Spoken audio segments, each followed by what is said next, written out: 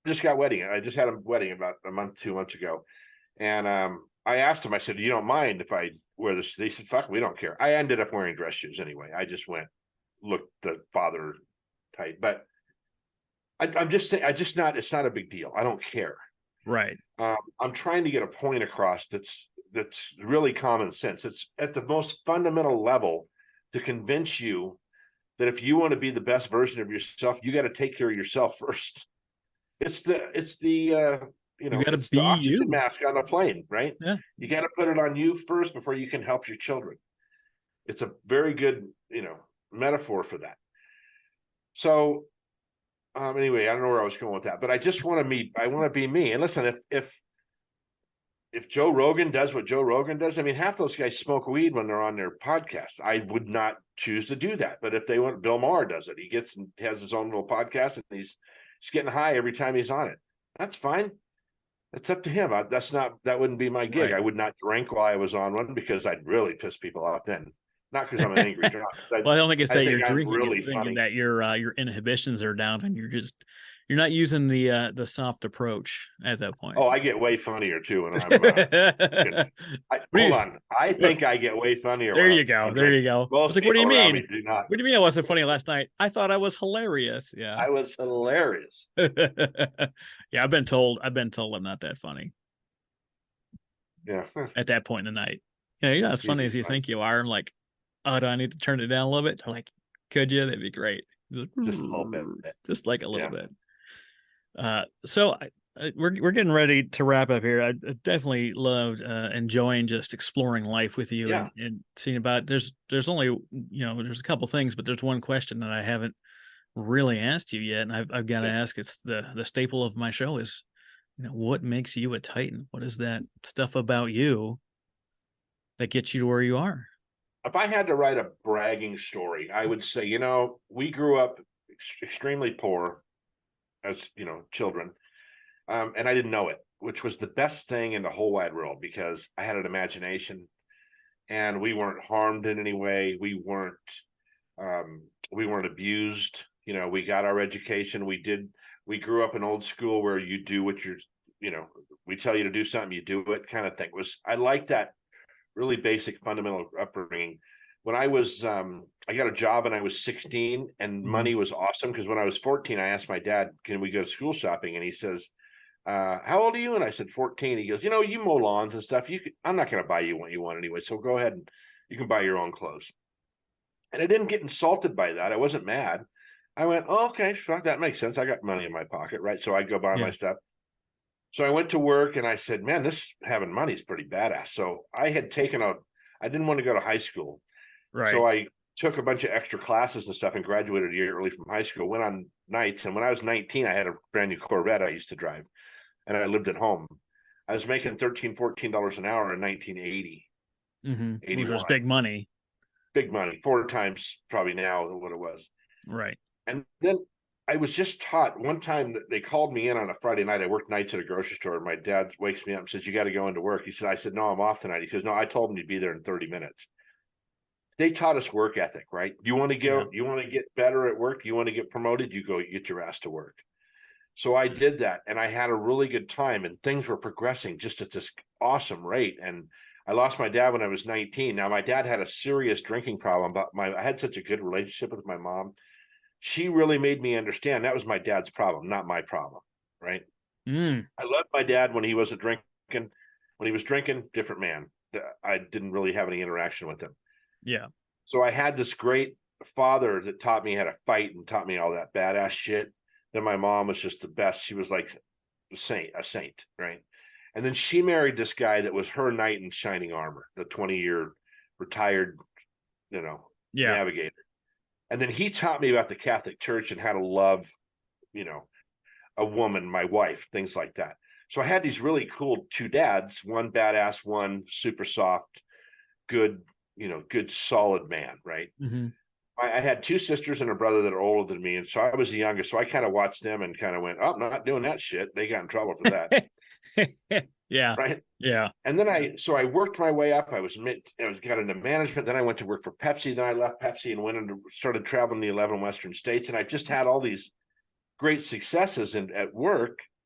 And then around 2009, 2008, and I met my wife. We had her kids came. We rebuilt a house. We did all these things. I guess my point is what I'm really proud of in my life is that I just never give up. Right? I'm always fighting. I'm always learning new shit. I'm always trying to be a better version of myself. You know, it doesn't always work. Sometimes I get worse. Sometimes I get better. Mostly you get better though. Yeah.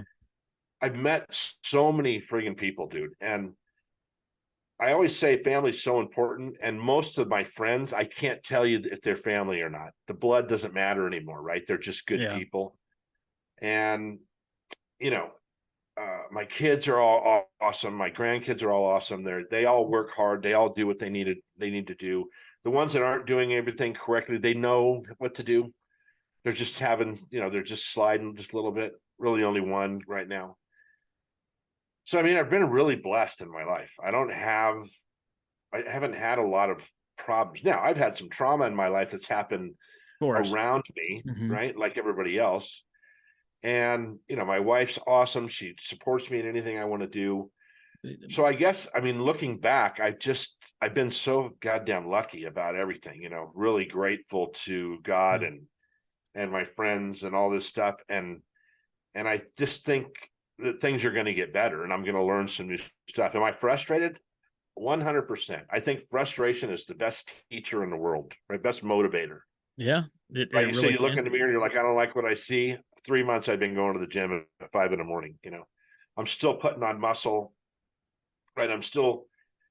I pray to God every week that he keeps me healthy so I can be around for these grandkids and I don't have any illnesses. I don't have a bad back, bad knees, bad arms, nothing. You know what I mean? In the whole scheme of things, if I complain about anything, I should be struck with lightning because God's blessed my life.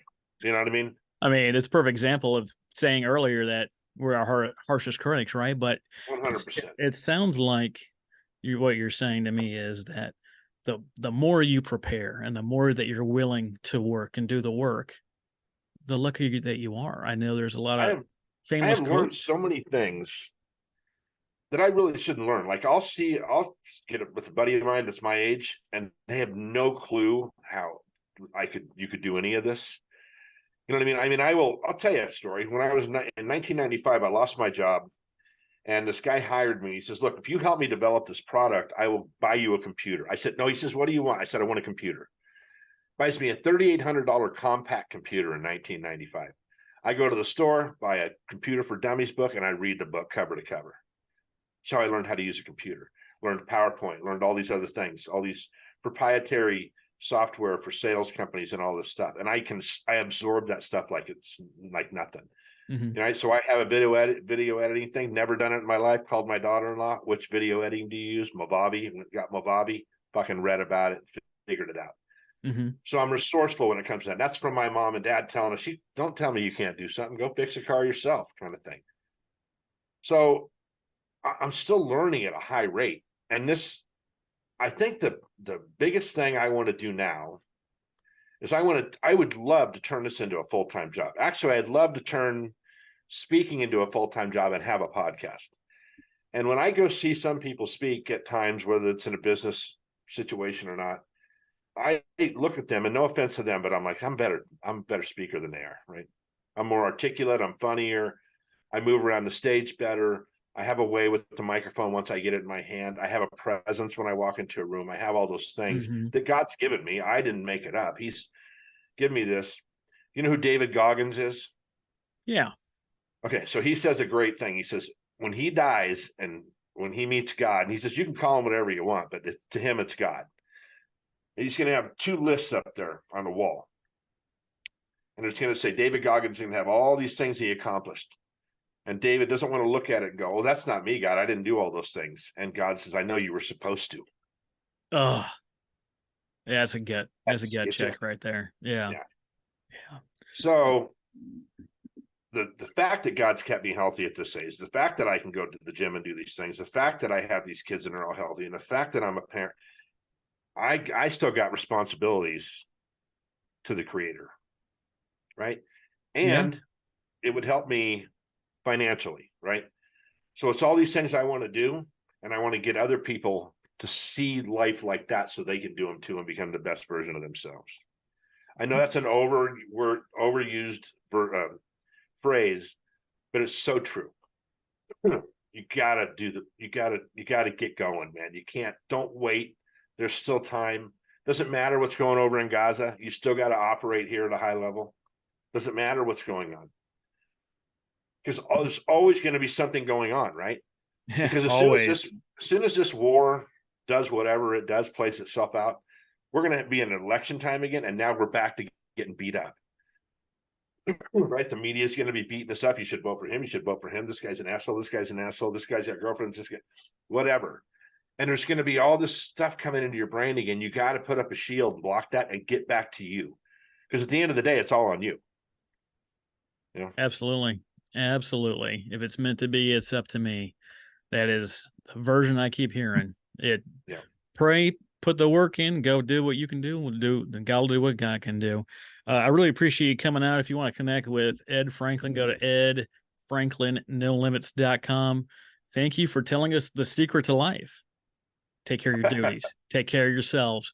Be curious, learn, and do the work. Thank you so much, Ed. Travis, I appreciate it, man.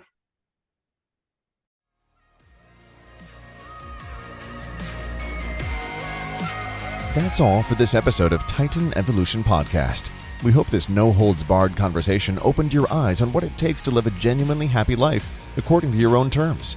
Now that you've treated yourself to such a refreshing discussion, you cannot listen to nonsense content anymore. Be sure not to miss an episode by subscribing to the show at TitanEvolutionPodcast.com. Don't forget to share the word so more people can be enlightened, informed, and entertained. Thank you for listening.